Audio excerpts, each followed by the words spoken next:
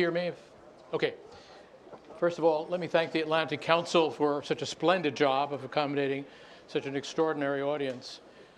We are honored to have partnered with them and with Penn and with the Koch Institute and with, who else?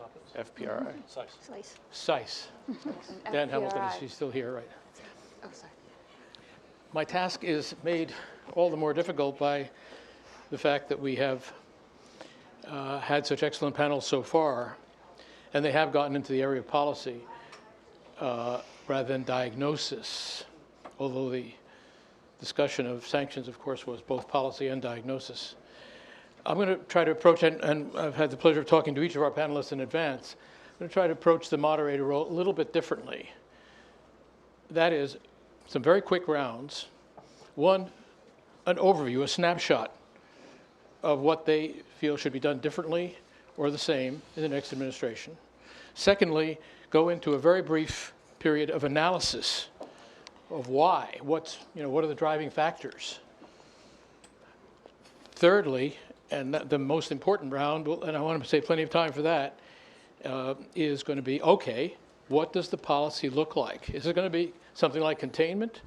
Is it engagement? Is it somewhere in between restraint, as it's put in the title of our panel?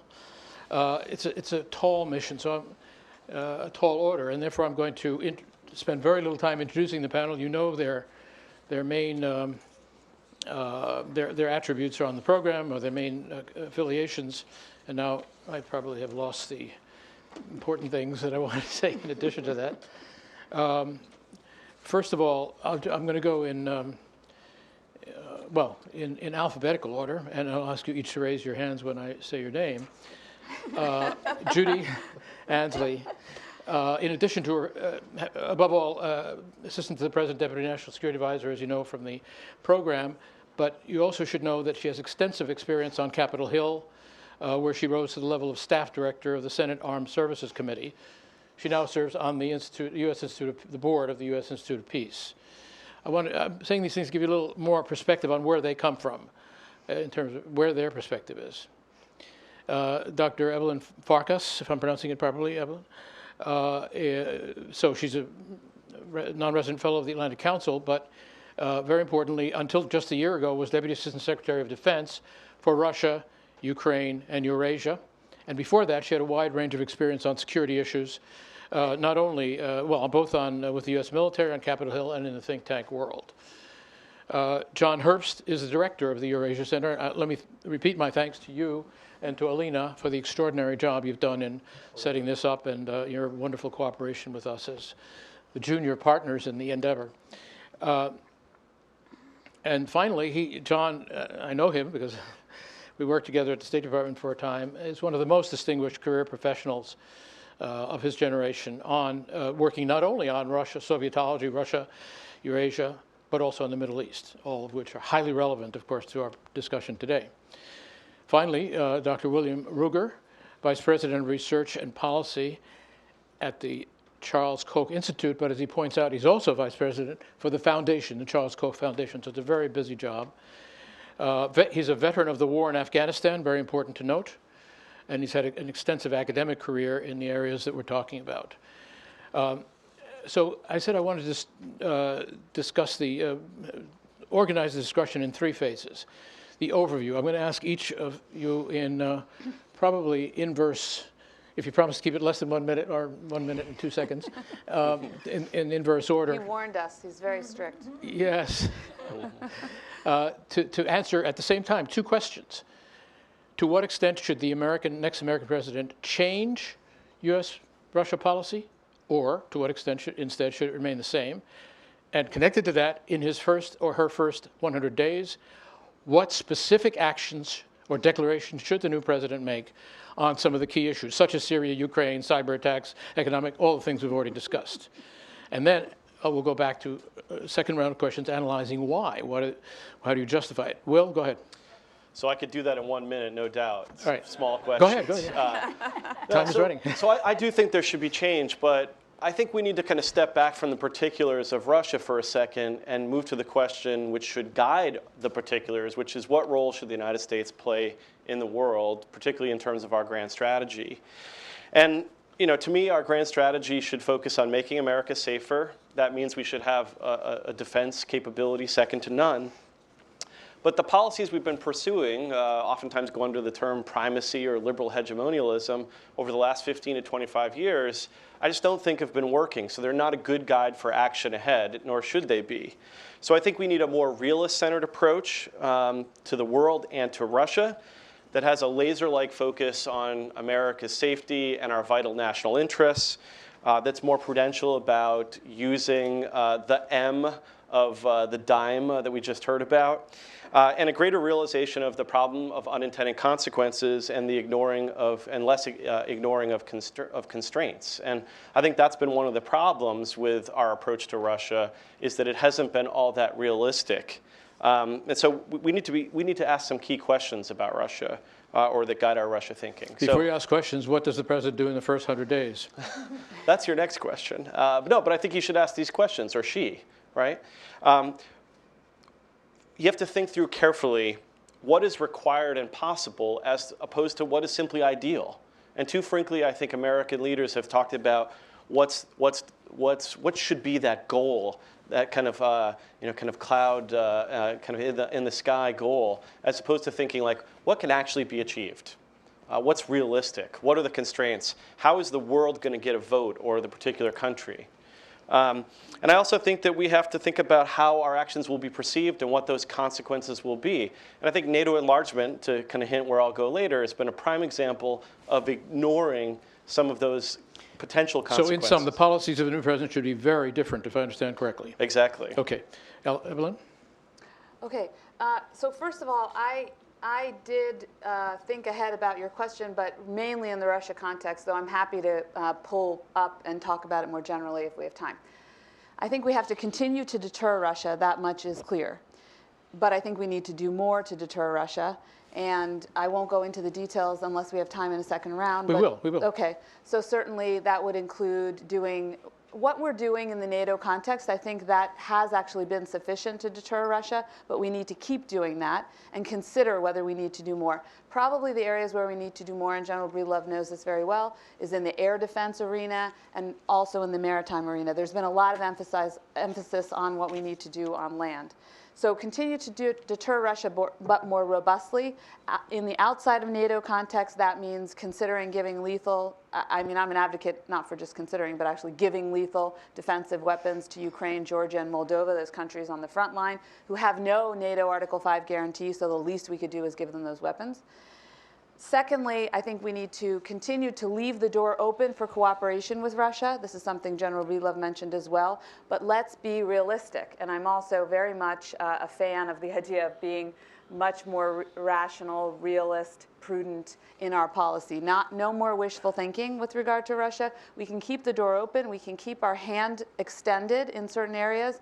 But we should not fruitlessly run after the Russians in the hopes that they might cooperation, even on issues like counterterrorism, where I have actively been one of those people trying to get them to cooperate in the past professionally, and it hasn't worked. So I would prefer to actually have them make the first move when it comes to things of that nature. Second, or third rather, we need to restart our dialogue on strategic stability issues. And General Breedlove touched upon it. I'm sure others mentioned it as well. But the area where there's the greatest danger in our relationship with Russia has to do with strategic stability writ large, which is really our balance of military power with Russia. That includes everything from cyber all the way up to strategic nuclear. The Russians have, rightfully so, a great deal of fear about our capabilities. And that fear has driven them to a dangerous military doctrine, which we can talk about more in Q&A if you like. But I think it very much merits a rational discussion with the Russians about why it's dangerous, what assumptions they're making in designing their dialogue, and also in their military modernization and how they're going about it. So that's the three things. The fourth one is hold Russia accountable. I believe that the international community has done a paltry, I don't even know what the right adjective is, but a miserable job holding Russia accountable. We're making some progress with regard to the Mi-17 shootdown over Ukraine in 2014, but on the issue of the cyber attacks against the United States, that's still lacking. I think we have not yet shown that we have taken sufficient action to deter Russia from ongoing activity. Okay, you're giving me the sign.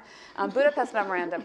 Non-proliferation is not a joke, and the Budapest Memorandum is not just about giving a random political guarantee to Ukraine. It has to do with the non-proliferation regime. We did it because the deal was Ukraine would give up their nuclear weapons. What other country would give them up now for a political deal with the United States and the other guarantors in the face of this failure by the international community to do anything, to respond on that front? So that's still hanging out there. Okay, then of course, obviously the interventions and continued occupations that General Breedlove mentioned, the violation of the INF Treaty. See, I'm getting breathless. There's a whole long list.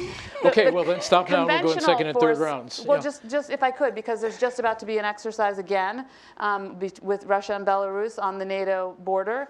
Violations of the Vienna document. So the OSCE, that's an organization that probably hasn't been mentioned very much today. We need to work more, and I can talk more about what next in the 100 days about OSCE. So that's my policy, quick and breathless attempt to answer you. So policy would be breathlessly different in the next administration if the next president follows you, just as it would be in a very different way if Will's policies were followed. I guess it's the 1 minute has ended up being 2 or 3. So to be fair, Well, you can have as many as 2 or 3, but if you can keep it to 1, that's great. I'll stick to one. I think what I'll do is leave the specifics for your second question. I think that in terms of Russia policy, I think we need to change the dynamic. It's not working now. Something needs to change. So I think we need a stronger, much more assertive approach to Russia going forward. And quite frankly, the old adage, peace through strength, comes to mind. We have to show strength as we go forward. And I think, to agree with William, I do think you start with setting goals. I don't agree that the goal should be only what we think we can achieve. I think we set a goal, it should be an aspirational goal, and then let's see what steps we can take to achieve it. And I would hope the next president, whoever he or she might be, will set the goal for Europe of, the goal that General Breedlove mentioned, Europe whole, free, and at peace, and, with nations able to determine their path and to be secure in their borders. And those would be sort of the top goals, and I did like your prosperity addition to that. And I think that we also have to recognize that we are dealing with a very aggressive Russia that doesn't share these values. They have completely different values. They want a buffer zone. Putin has established as one of his top foreign policy priorities protecting Russian speakers wherever they may be. And there are a lot of them in our NATO member countries. So we have to be very aware of that.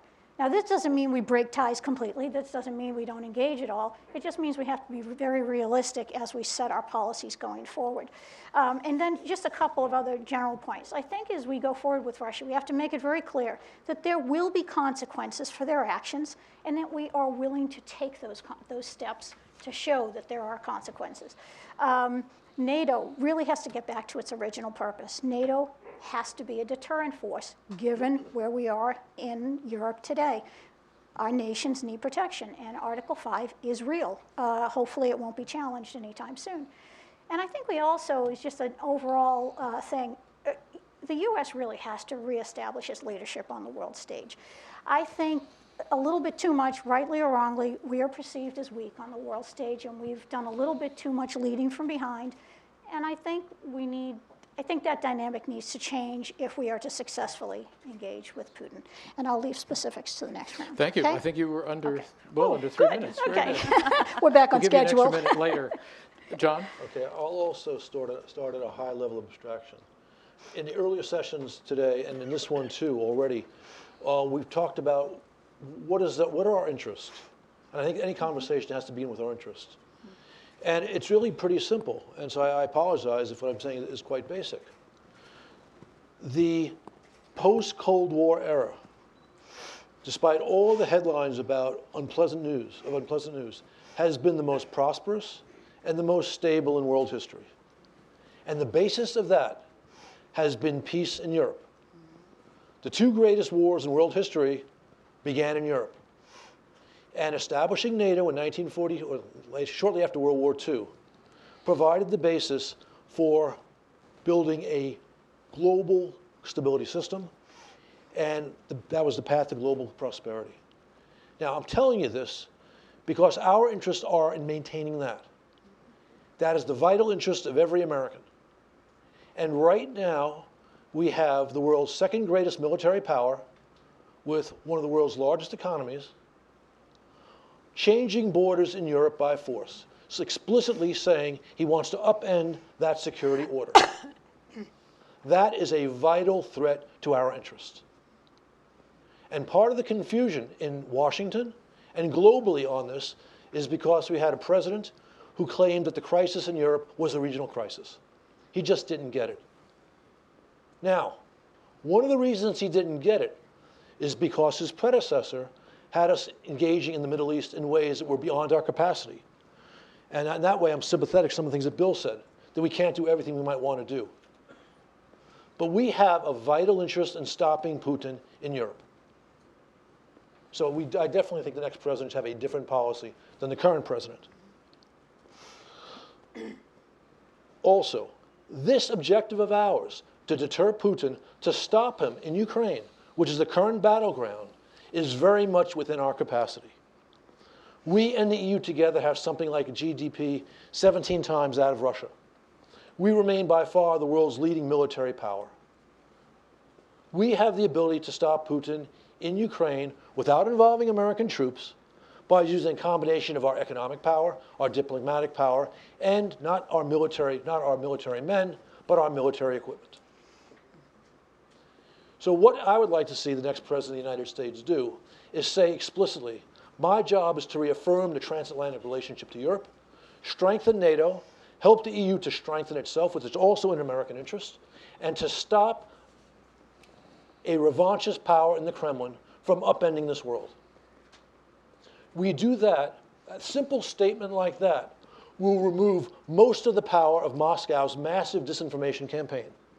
Because if American leaders and European leaders are saying what plain evidence tells us every day, that what's going on in Ukraine's Donbass is not separatists fighting against Kiev, it's not a civil war, it's a hybrid war led, financed, staffed, and equipped from Moscow. Suddenly, newspapers will begin to report this straight. And with that, once we acknowledge that, we can develop the policies, relatively modest within our means, which will be able to stop that and secure the basis of global stability and prosperity. And, one more point, watching a relatively weak West respond to clear aggression only encourages the longer-term danger to the United States, which is an economically powerful and a growing power militarily, China, who has been pursuing some of its own revisionist aims in the South and East China Seas. I think I said enough. That's a good summary. Still, all four quite different policies coming from different perspectives for the reasons you already know. All good policy depends on good analysis of the fundamentals. We've heard allusion to great military power, lesser economic power, but still important intentions, not only in this panel, but in the previous two outstanding panels.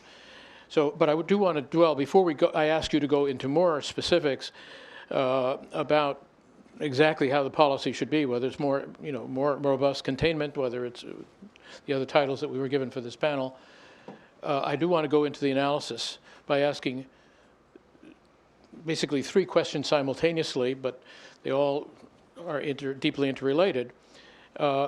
So the first question is whether the current dilemma, the current confrontation that we have between you and Russia is driven primarily by Vladimir Putin and his global strategy for, as General Breedlove said, for becoming being recognized as a major world power, or what has not been mentioned, and I would strongly emphasize myself, I did in a question earlier, his need for political survival, the existential threat that democracy and the rise of the West does represent for him. So the question is it driven primarily by Vladimir Putin and the circle around him and his agenda, their agenda, or instead is it driven primarily by mistaken U.S. and European policies during either or both the Obama administration, as several speakers have said, or the Bush 43 administration, as other speakers have mentioned. And this, of course, includes NATO expansion, some of the other things. the support for the color revolutions. So these two questions, of course, raise the question of what the lessons of history and what the considerations of grand strategy, as you put it, Will, in our private phone conversation, how these play into. So these are the three questions of an analytical sort before which I asked you to come back and not defend, but spell out in greater detail the policies that you've outlined already, all four somewhat different. But when I do that, then I will come back to ask you for the first 100 days, if anything special is to be done then. So we went, in what order did we go the first time? So that means, but we just ended, no, we're going to mix it up. So we're going to, Evelyn first. Okay, all right. Then Will. Okay. Then Judy, and then John, because John just had the last word. Can't let him have it a second time. Well, he's kind of the boss. I mean, and he did go over 2.5 minutes. He did. So I think it's important to understand what, or at least for me, I have to first start with what are the Kremlin's objectives. And it's not just Putin, but it's the people around him, the group around him. Number one, it's to keep him in power, to keep themselves in power. Number two, it's, as already been touched upon, to ensure that Russia is regarded and is indeed playing a role as a great power equal to all the other great powers of the world. Number three, which is related to 1 and 2, is that this Kremlin, that Putin is against regime change. He's against it because it touches on number 1, his desire to stay in power, and his perception, rightly or wrongly, that the America and the West is actually interested in seeing his regime change, which of course can become a self-fulfilling prophecy if he continues along the road that he's on. But is also related to wanting to demonstrate that Russia is a great power, which we see playing out in the context of Syria. So those are the objectives of the Kremlin. And I think that is always important to bear in mind. The foreign policy that the Kremlin is now advancing is also a reaction to the fact that Kremlin can no longer deliver on the economic deal that he made with the people when he came to power first in 2000. He's now switched horses to the nationalist horse. So he's going to make the Russian people feel good about being part of the Federation based on making Russia great again. And that means that what he's essentially advancing is a 19th century perspective on Russia's role in Europe in particular, Europe and Central Asia, so with regard to its periphery. And that clashes directly with what our perspective is with regard to Russia's role in the international system, because the Kremlin sees that the countries, in particular around its periphery, do not have a full sovereignty, that they have limited sovereignty, that the Kremlin has the right to exercise control over those territories indirectly or directly, but primarily indirectly, politically, economically, although obviously also with force. And from our perspective, we believe that sovereign states not only have the right to defend their territories, but that the people within those sovereign states have the right to determine their government, and if they would like to be democratic and determine their own futures, their institutional affiliations as states, we support that.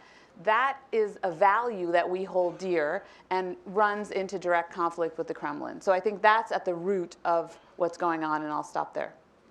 Thank you. So Will? Yeah, so I don't have a brief for Putin or his aggressive actions, but I think well, the question is that what is driving or not driving? Right, but I think policy? it's it takes two to tango, right? And so I think we have to acknowledge that there have been actions on both sides that have not made the relationship what it needs to be or could be. And so I think we have to acknowledge that our behavior in the post-Cold War era has been part of that. And no one less than General Breedlove ran through a list that, as long as his arm, of things that we did that provoked the security dilemma inside of Russia and caused them to fear for themselves. And this is a country that has been invaded multiple times, in which most recently happened in the lives of people still alive in Russia. And that is a reality that I don't think we should ignore. And Americans, again, the Cold War for most Americans is ancient history, but the experience of World War II is not for Russia. So I think we have to be careful. And I want to kind of talk about the beginning of the end of the Cold War, George H.W. Bush. And he was pressured by staffers at one point to go to Berlin as the wall was falling. And he said something I think really smart. He said, well, what would I do if I went to Berlin? Dance on the wall? And Well, we not only danced on the wall, but we danced over the wall, and we danced right up to their border.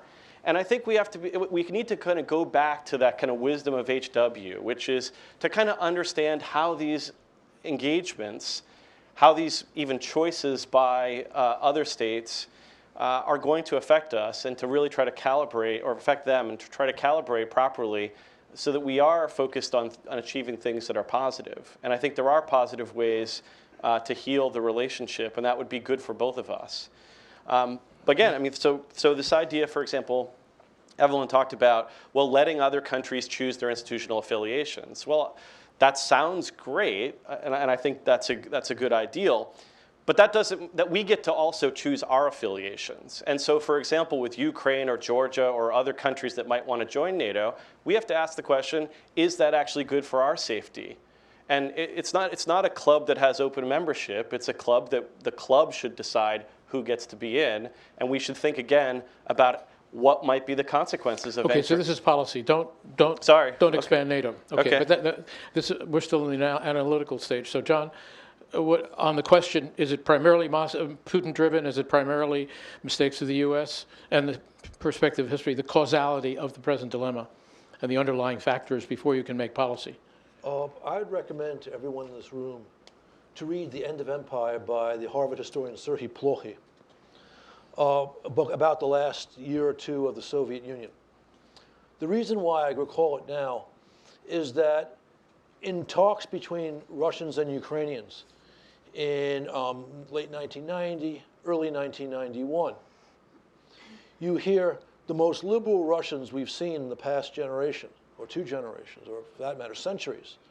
Yeltsin and Gorbachev both telling then leader Kravchuk of Ukraine that, you know, if you decide to have a referendum and be independent of us, we're going to have to really worry about protecting our Russians, and not just our Russians in Ukraine, but our Russian speakers. So that's data point one, telling you that certain phenomena that we see today, which are the precondition for Kremlin aggression, were there among liberal Russians in 1990, 1991. Second data point, NATO expansion as a conversation, not a reality, was not taking place in 1991 and 1992. If you look back and see when the Soviet Union imploded, that within weeks, or days actually, of the demise of the Soviet Union, you had frozen conflicts in Nagorno-Karabakh, in Transnistria, in Southern Ossetia, and Abkhazia. Now, the frozen conflict model is the model of Kremlin aggression today. It predates NATO enlargement. Okay, data point three, Crimea. When did Russia take Crimea? At the end of the 18th century. Question, when did Russia take Eastern Poland and Central Poland? At the end of the 18th century. I don't think it's unreasonable to ask the question, if we had not enlarged NATO, would the front today between Russia and the West be in Warsaw or in Kiev? I agree with Will that the Russians did not like NATO enlargement. And I don't disagree that this plays upon traditional Russian historical sensitivities. But the same nation that complains about being invaded multiple times is the same nation that has invaded other countries more than multiple times. And even someone who is kind of favorably disposed to Putin right now, Henry Kissinger, has said that Russian security is contingent upon the insecurity of its neighbors. Is that an acceptable solution for us? Is that acceptable for us? I don't have any doubt that Poland being in NATO, where it's been a strong member, is very much in our national interest. So I think that even if you had questions about NATO enlargement in the 90s, you'd have to say it probably makes sense. And the reason why it probably makes sense is because those imperial Russian tendencies, which were supercharged in Soviet times, never died. And we see those imperial Russian tendencies today. And those are very much not in American interest. Judy. Yeah, well, I agree with what John has said. And I I don't buy the argument that what we're seeing from Putin today is because of, quote, mistaken US or European policies. I don't think they're mistaken policies. I think they are policies, as John said, that are in the US national interest, and they are policies that we should continue to support. You know, they're in line with our values. They're in line with the Helsinki Final Act. They're in line with most generally accepted principles, respect for borders. I mean, about the only, you know, I mean, Russia doesn't agree with it, but maybe the only nation in Europe that doesn't. So I don't think that, that we should lower our values or lower the policies that we support because of what Russia believes there. In fact, I think the only way we have been mistaken in recent years is not responding strongly enough when Russia has acted. I think in those cases, Ukraine, some would say Georgia, I think those have been mistakes if we haven't been strong enough. The problem is if we would adopt this, you know, Russia doesn't like NATO expansion, therefore we shouldn't, and I'm not saying that, you know, that you're arguing that anybody up here is, but I think that just emboldens Putin, or emboldens any Russian leader to just keep going. I mean, you know, we're at eastern Ukraine now. How far is it going to go if we change and we say that, well, okay, you know, I know Russia doesn't like it, so maybe we change our policies. In fact, I'd go in another direction, which is, you know, I mean, I think in terms of Georgia and Ukraine, we ought to be out there with a U.S. policy of membership for both of them as soon as we can get it. Because I think that's the only way. First of all, I think it's in our interest to have both of them in the alliance. They both clearly want it. We've always maintained an open door policy. But I think it sends a very strong signal as well that, that this is the path we're going to take. Just one other thing on the NATO expansion, although I think John has really answered that. We spent a lot of time during the 90s and into the 2000s working with Russia. Founding Act, NATO-Russia Council.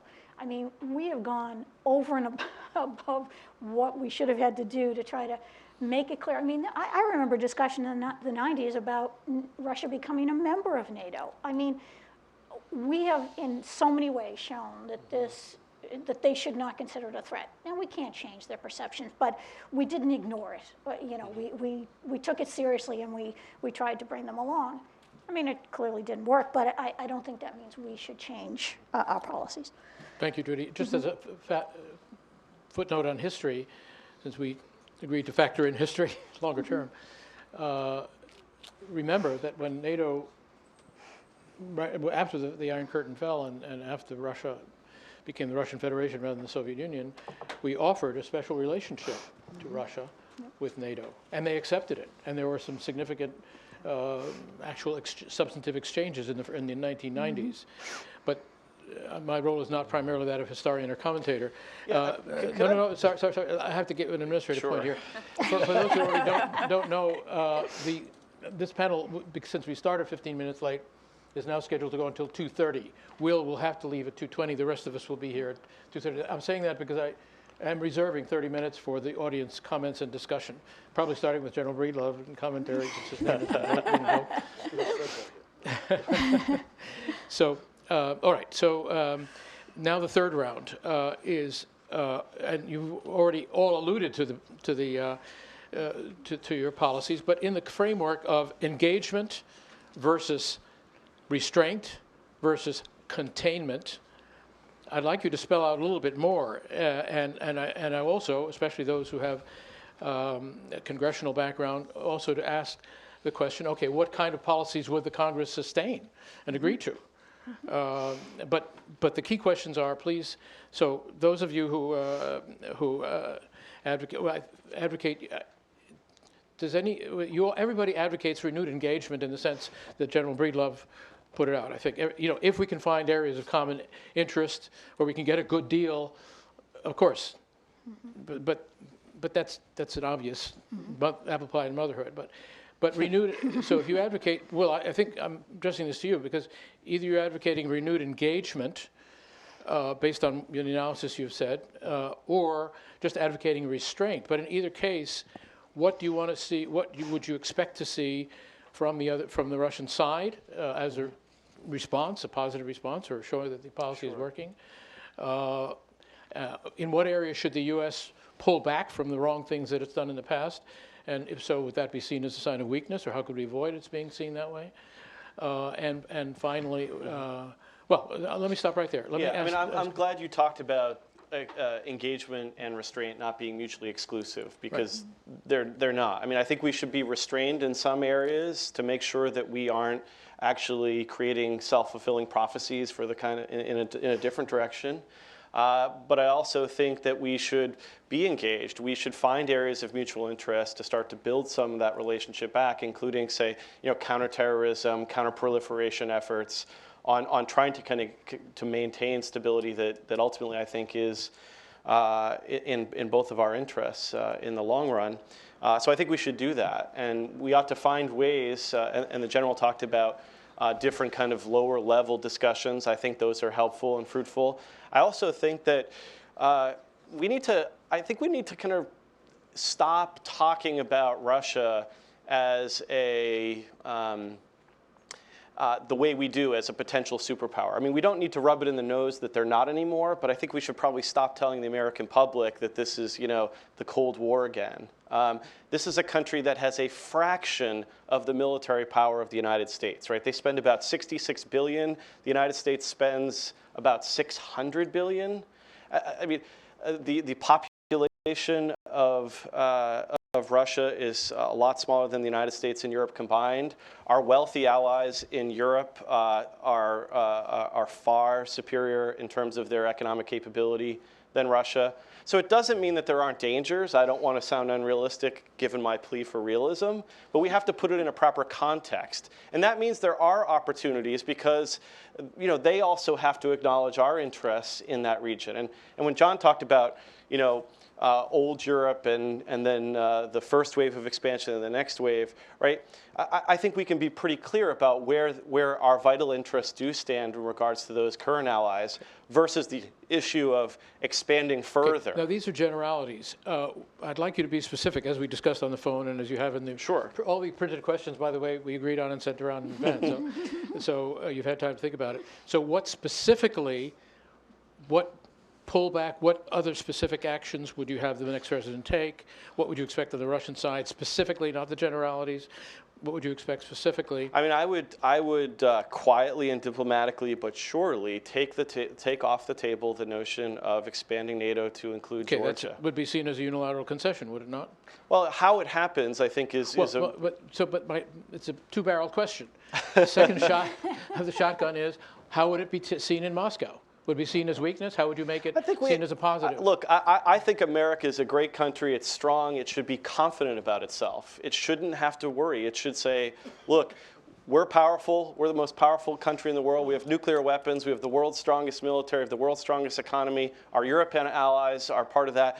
We just don't have to. I just think that we're getting too upset about, well, they may perceive this as weakness, and then what? Okay. Right? Is that going to and then what going to be 1930s again? Good question. Another That's a very good illusion from somebody who wants to take an historical perspective, right? Right.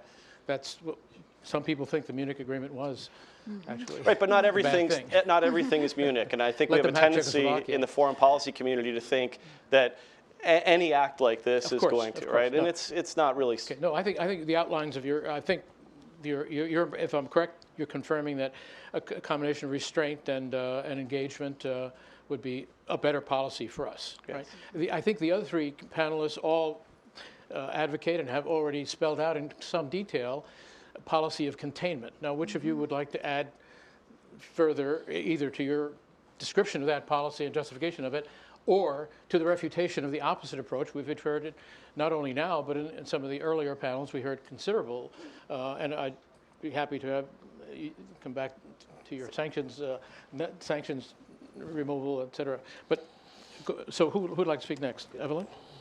If that's okay with you guys. Yeah.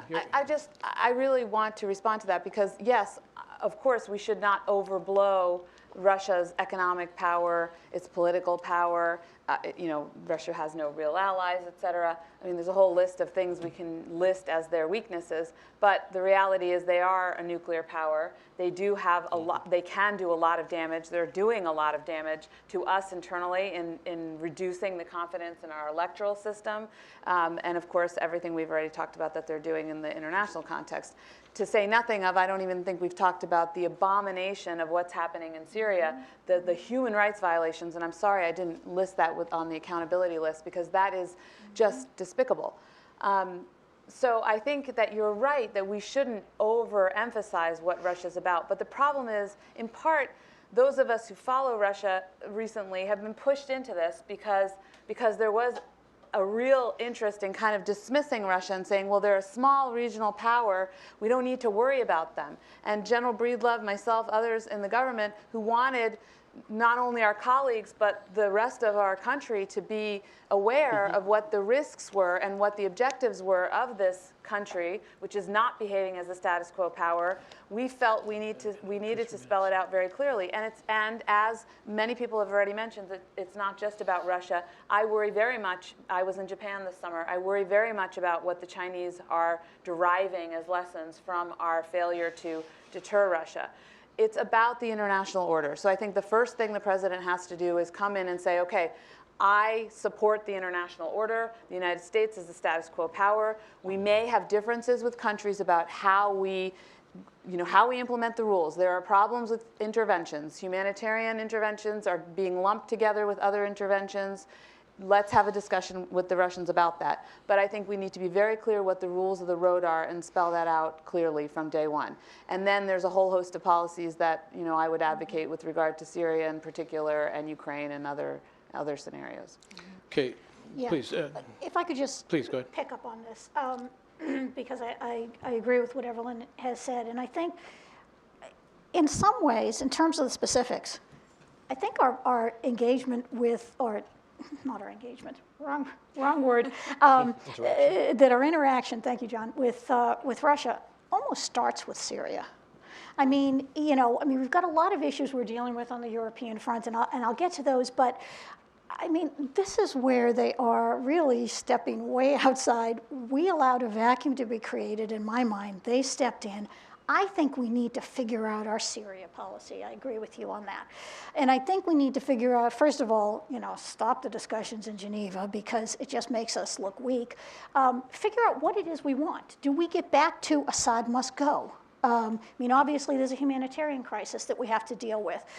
We probably need to take steps to change the dynamic on the battlefield, but we need to figure those things out. I think that some of the moves we should be taking, some of them that you've heard discussed, safe havens, humanitarian corridors, no-fly zones to protect those, more arms to the rebels. I think a new administration should come in and figure out, is there more that we should do militarily, either U.S. militarily, the allies, working with our allies. I think we need to figure out where we're going on Syria. I mean, I keep hearing the administration say there's no military solution in Syria. Well, Putin clearly doesn't agree with that. We're the only ones saying that. I think we really need to get that right. So that would be first 100 days, I think, a focus on Syria and what needs to happen in Syria is one thing, because we're letting the Russians set the agenda there, and it's too important to let them set the agenda.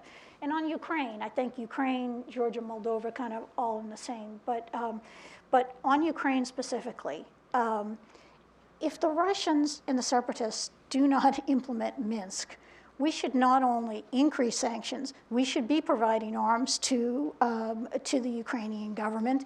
And you asked the question, what about Congress? Congress is way ahead of the administration on this. I mean, from the beginning of the conflict, there has been legislation on the books authorizing lethal military assistance to the Ukrainians. So Congress, I don't think is going to be a problem on that. On Syria, I think, we have to see. But I'd like They have a sanctions bill in Syria. They have a sanctions bill, yeah. I think we have to take a step back, though, too, because David Kramer mentioned something in an earlier panel that I thought was absolutely correct. The president has to take leadership, has to own these policies in order to bring along our international partners, bring along the American people. I mean, you know, you might not have agreed with President Bush during, you know, when on his Europe policy about, you know, freedom agenda, Europe, whole, free, and at peace.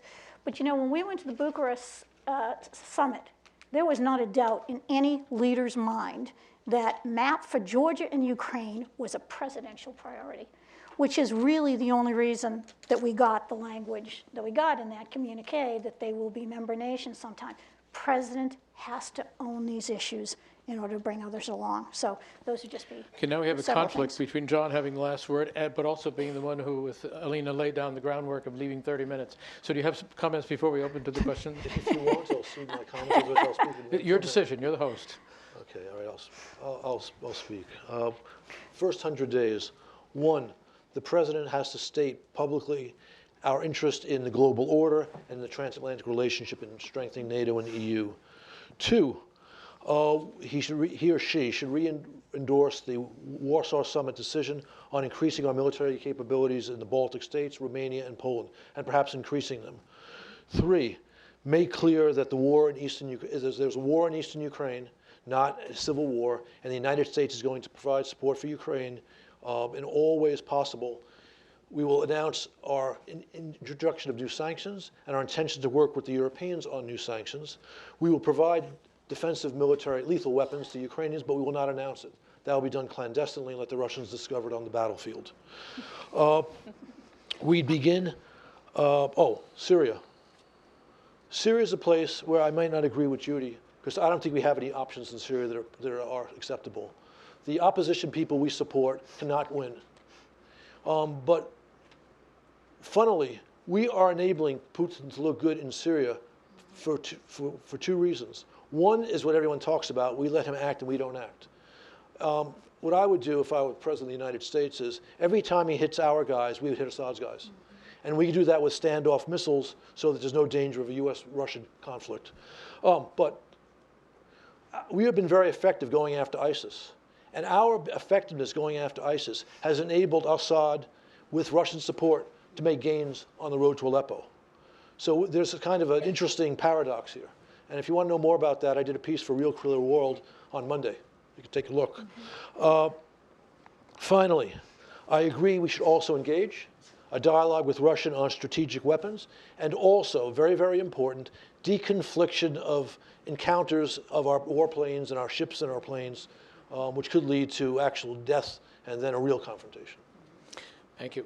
Now I'm going to vary the rules just slightly because I want the panelists any panelists from this morning, starting with General Breedlove and our keynote speaker, of course.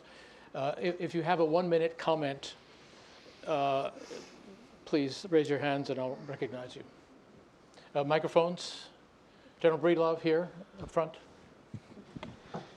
So just to this last remark, I mean, we have a good INC that works in a U.S.-Russia relationship, and Can you it's spell out the acronym? Sorry. INC stands for Incidents at Sea. We've turned it into INC Land Air.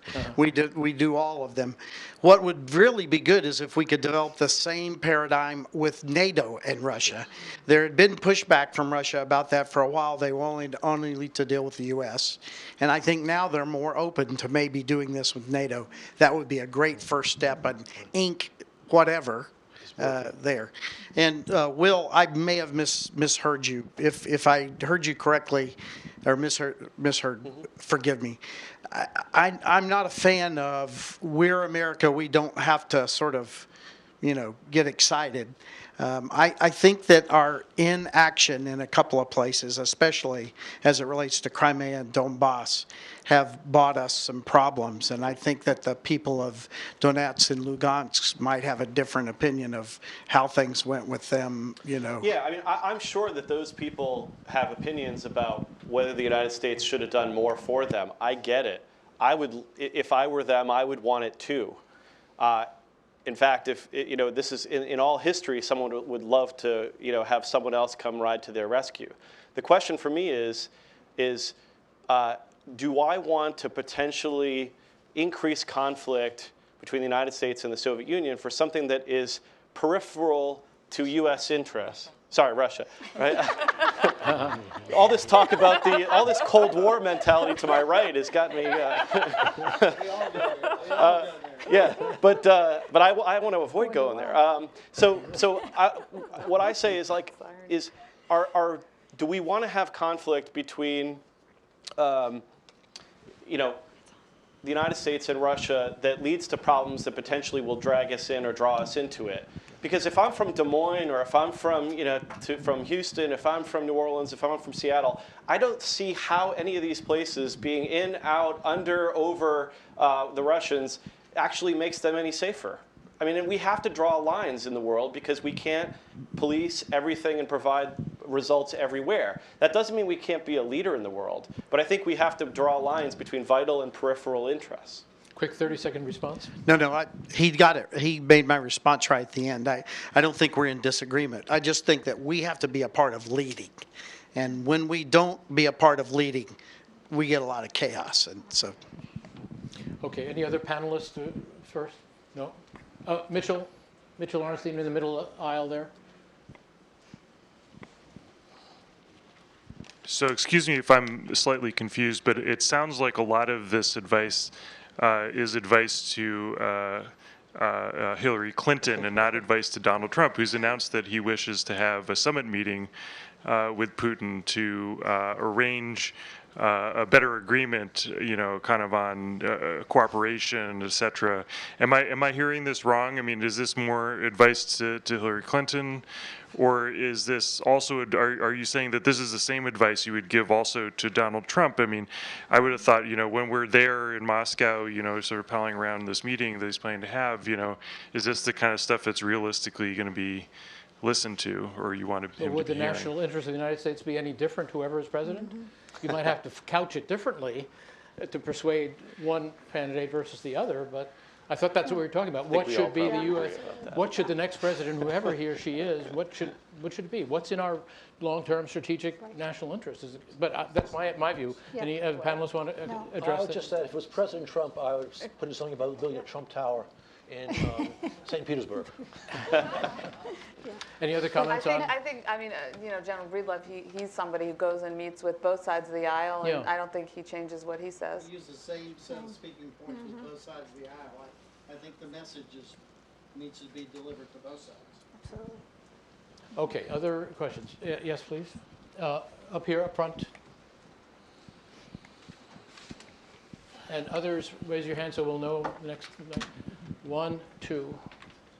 Okay, well, we'll take 2 more and then we'll get another round, yeah. I'm My Harlan memory Ullman. can't go any further. I want to thank the panel for taking a 12-hour discussion and compressing it so admirably. But I got some really bad news for you.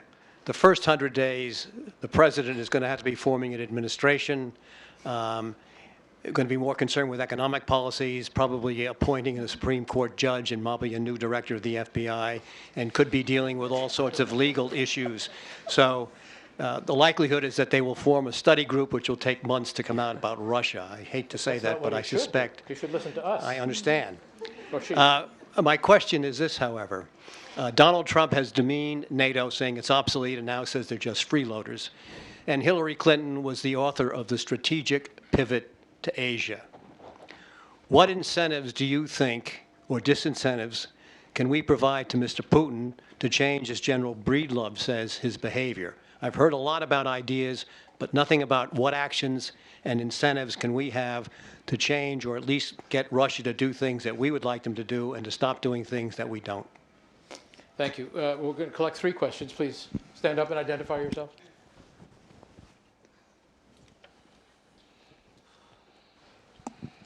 Agnia Grigas, Atlantic Council. My question is, we know that Russia is trying to build the Russian world, trying to co-opt the Russian compatriots abroad. We also see that it's very difficult right now to engage with the Russian government. What ideas could the new administration have in trying to engage that Russian world themselves, to try to engage Russians and Russian speakers, both inside and outside of Russia, who have more liberal values, who value democracy, and so on? And the third question is back on the aisle, and then we'll have the next round. Back on the side there.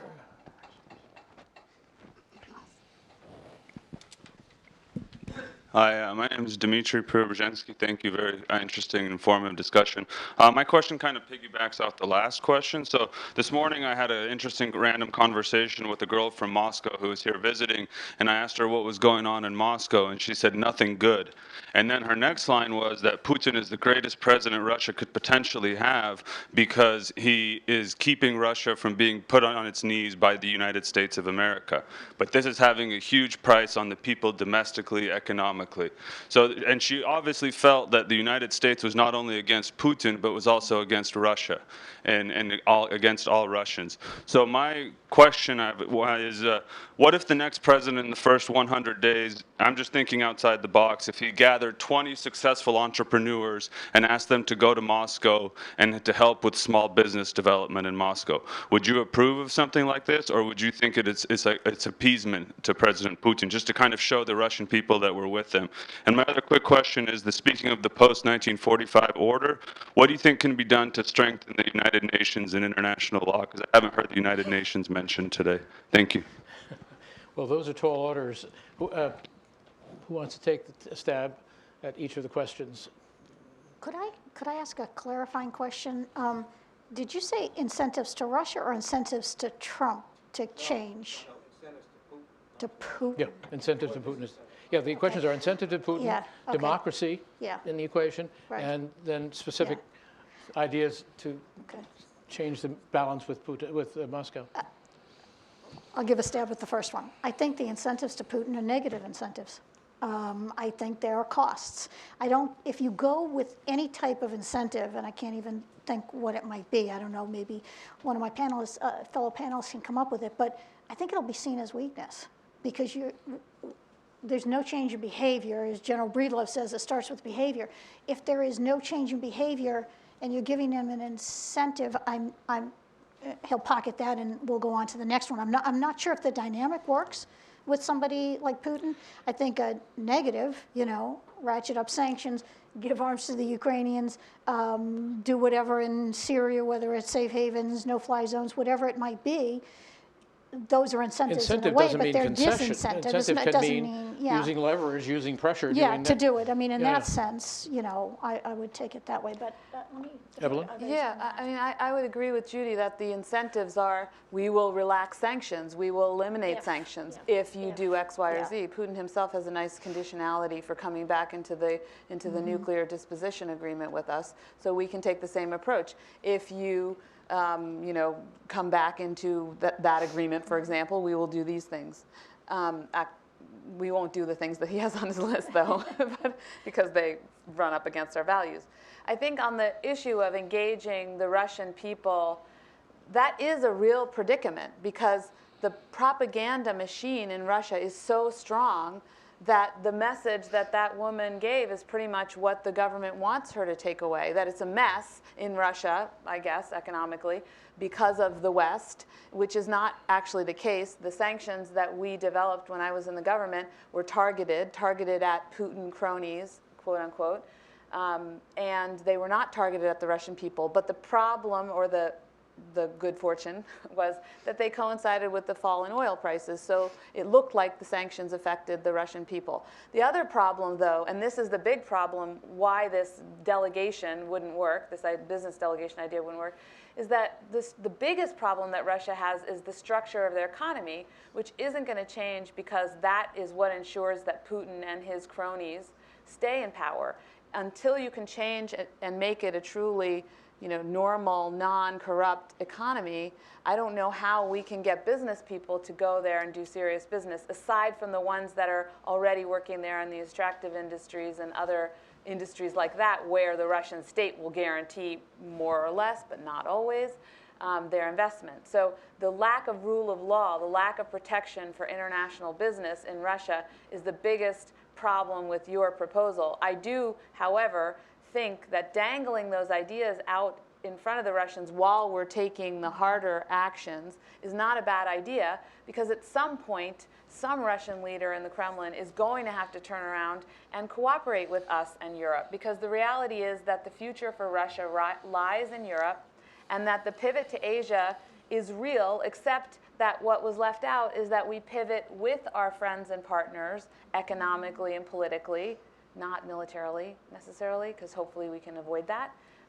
towards Asia. And so there's a lot of lack of information, but I've spoken enough. Good. Does any of you want to I just have one thing tackle to, the, one thing to add. especially So democracy? he brought up the UN, and I don't think we've talked enough about our European allies in terms of what they can do to help handle Russia. So I want to bring that into it, which is I think the United States has to find ways to incentivize, either carrot or stick, our European allies to step up to their responsibility.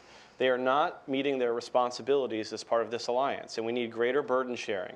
So if Russia is the threat that people here are talking about, and we need to do this, we need to expect those folks to step up. And so leadership would be to press them more than we have been. And if I could elaborate, because that gets to answering the question about the diaspora, because I know the Baltic states are now doing more than they have before with regard to their ethnic Russian and Russian-speaking minorities.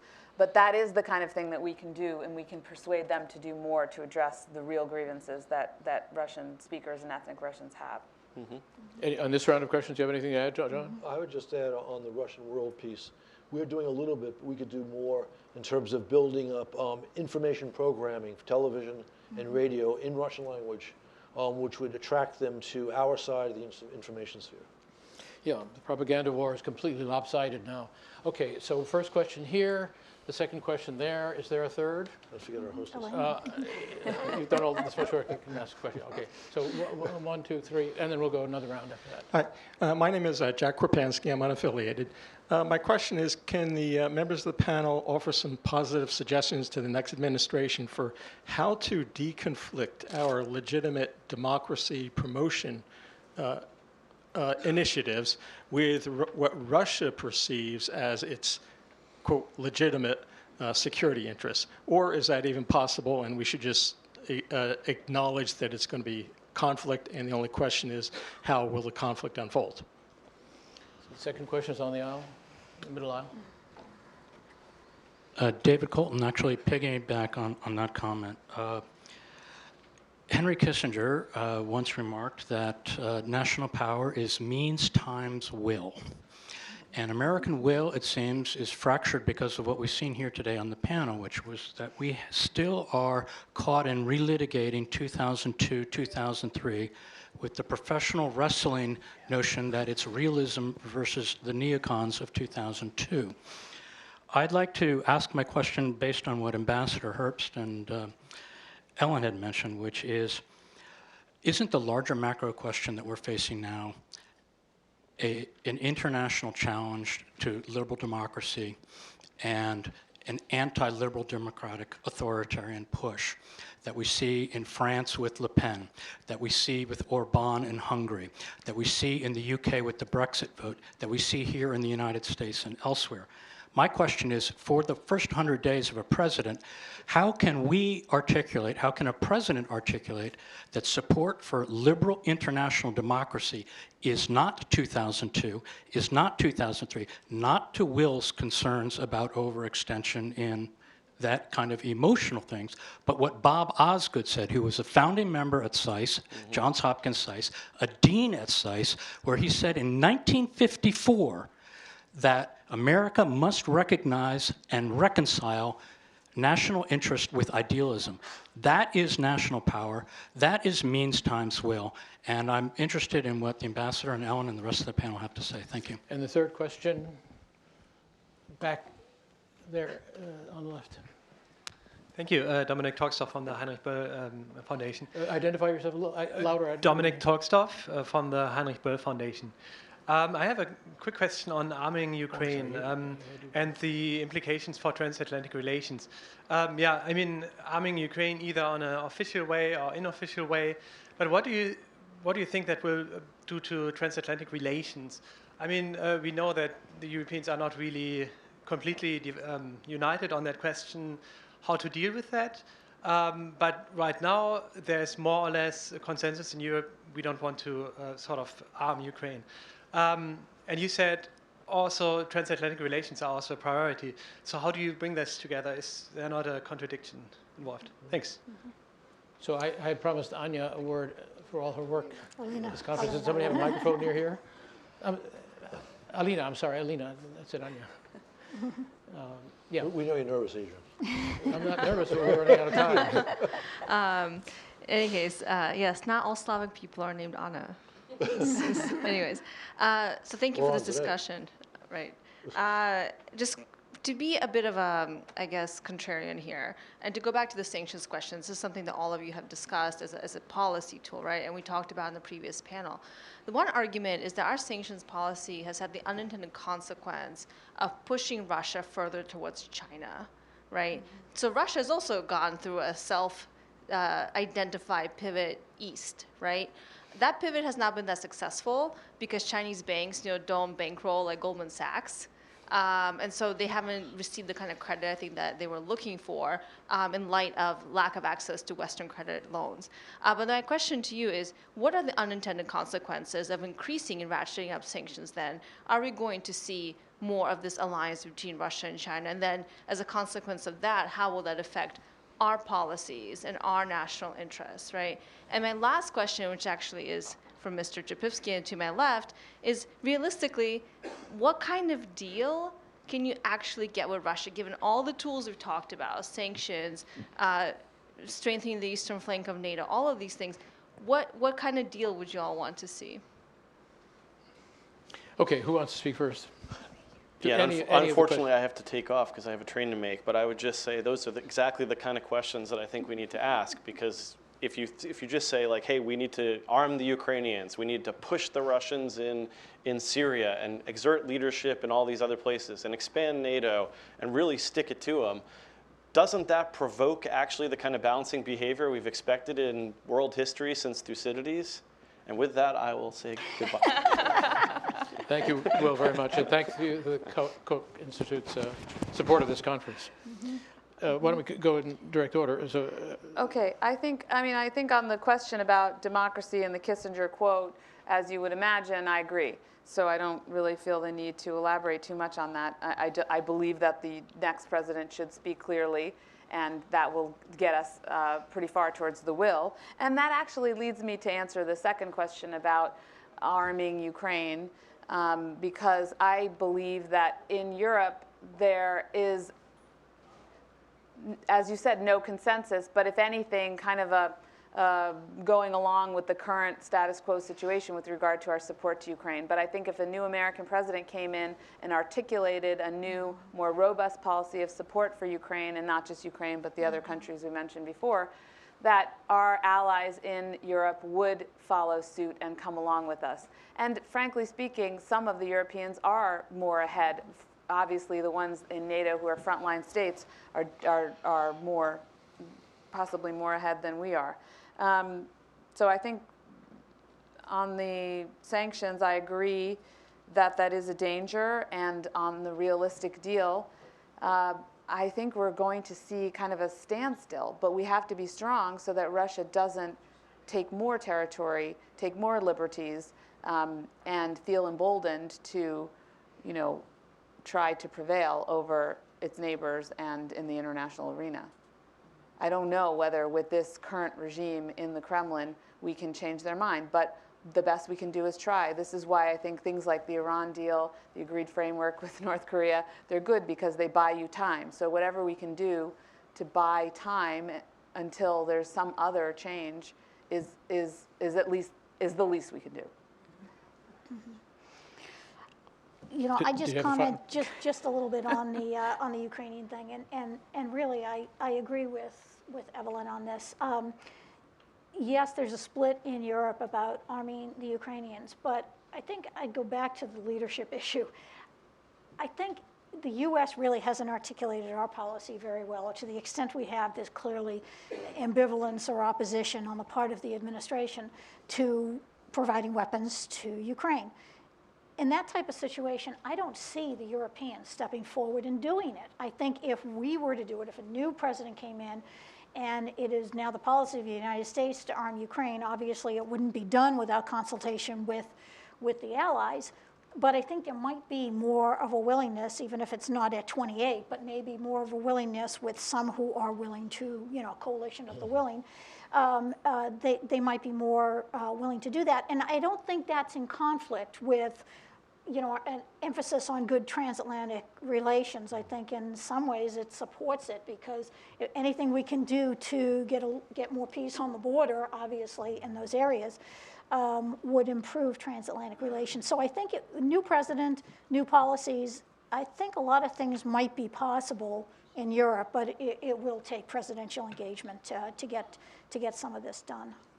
John? In support of the ladies relating to arming Ukraine, the pattern of the past 60 years has been the taking of strong military measures in Europe in support of Western security has required American leadership in the face of European opposition.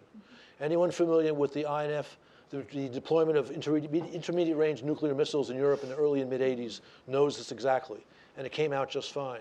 We deployed the missiles despite hundreds of thousands on the streets in Britain, in Italy, in Germany. They accepted it afterwards, and after that we had an INF deal with the Russians. On the question of how we come to a deal with Putin, I don't know if we come to a deal with Putin or with Russia. We may not. The point is he's pursuing aggressive policies that challenge our interests. And the various measures we've talked about, sanctions, arms for Ukraine, weaken him. Hopefully they would lead to his defeat in Ukraine, but if they don't, we increase the cost of his activities, which will make him less likely to intervene elsewhere. Or if he chooses to intervene elsewhere, he's weaker as a result of these stronger policies. Finally, the point about an international challenge to the liberal order. Whether it's Putin or Erdogan or Lee or Duterte. The point is, it's absolutely true that this is what's happening, although I wouldn't put Brexit in that category, and I'm not certain if we even put Trump in that category, but we can argue about the details. But coming back to our conversation, the poster boy for this challenge is Putin. We defeat him, or we give him a blow, that knocks the wind out of this movement globally. One more reason for us to do the smart thing, which is very much in our interest. And I think Bob Osgood, we're here live, would recognize this is a case where our ideals and our interests are more or less in sync. Thank you. So before we all thank the panel, as somebody who's worked on these, thought about and written about these the questions of democracy and is it compatible, could Putin ever be persuaded? The answer is no, it seems to me. It's very clear that his vision and his system, his regime, depends on the non-spread of the kind of liberal ideals that Bob Osgood talked about and others have mentioned. It cannot be done. That doesn't mean we can't act in a way that is non-threatening if we draw some borders beyond which we will not. I think we have to pull back on how much democracy promotion we do right inside Russia, but the idea that we could ever persuade him that it's compatible, I think, is definitely not real.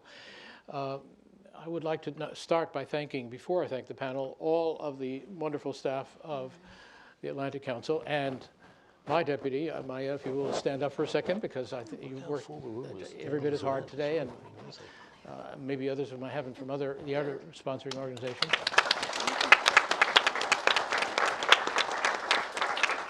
And to our outstanding panel, our outstandingly articulate panel, where I think we got a very, very good, not only review of the issues, but deepening of the issues. So I hope you will all work on deepening the understanding of the American public and the next administration.